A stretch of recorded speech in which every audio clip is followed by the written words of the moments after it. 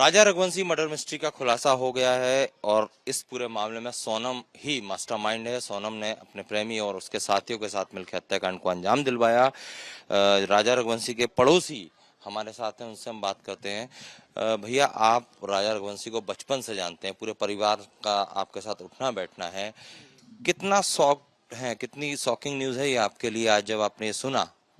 देखिए, एकदम सुबह मेरी वाइफ ने मुझे उठाया, बोले कि जल्दी उठो, ऐसा ऐसा कुछ हो गया, न्यूज़ आ रही है।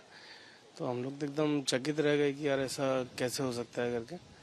तो बहुत शॉकिंग न्यूज़ है, बहुत अजीब सी बात है कि यार ये सोनम खुद ऐसा कर सकती है। अभी तक सोनम के वजह से स्टेटमेंट शायद आए नहीं है, तो शायद परिवार वाले भी नहीं मान रहे हैं कि सोनम ही मास्टरमाइंड है। अब वो तो थोड़ा पुलिस इंट्रोगेट करेगी तो मालूम पड़ेगा कि वो अक्यूज है कि नहीं है। आप बारात में शामिल हुए होंगे, घर के जो बाकी फंक्शंस हैं उसमें शामिल हुए होंगे।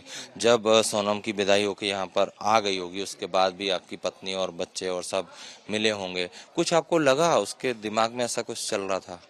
पहली बात तो ऐसी कुछ चीज़ें आती नहीं है ना, फैमिली में एक थोड़ा हंसी और उल्लास का माहौल रहता है, तो उस टाइम वैसा लगा ही नहीं कि वैसा कुछ होने वाला है। आशंका या अंदेशा वैसा कुछ तो कुछ था ही नहीं, बहुत हंसी खुशी का माहौल था और परिवार ने बहुत खुशी से और खूब धूमधाम से शादी करी थी। तो सब चीज़ें देख करके अच्छा लग रहा था, क्योंकि हम लोग उधर भी गए हुए थे, इनका जो रिसेप्शन वगैरह हुआ था वहाँ पर से भी सब चीज़ें अच्छी नॉर्मल दिखाई दे रही थी। वैसा कुछ दिखाई नहीं था कि वैसा कुछ हो रहा है करके। बारात में या फिर जो बरमाला होती है उन सब में भी दोनों काफी खुश दिख रहे थे। हाँ हाँ, बहुत खुश दिख रहे थे। मतलब राजा ने तो कुछ नोटों से उसकी आरती भी उतारी थी और इस टाइप से थोड़ा एक बहुत अच्छा ही एक माहौल था। राजा तो बहुत ही खुश था और वाइफ भी ऑब्वियसली खुश होगी, लेकिन कभी कभी लगता है ना कि शादी के टाइम में जो लड़की है थोड़ा डर का थोड़ी डरती भी है कि वो एकदम से मतलब एकदम से खुल के सामने नहीं आती। तो वैसे ही कुछ था, ये सब चीज़ें तो सोची नहीं थी कि वैसा कुछ होगा करके। लेकिन कई ऐसे राज थे सोनम के दिल में जो शादी के बाद हनीमून के नाम पे वो निकली और इस तरह से राजा की हत्या करवा दी।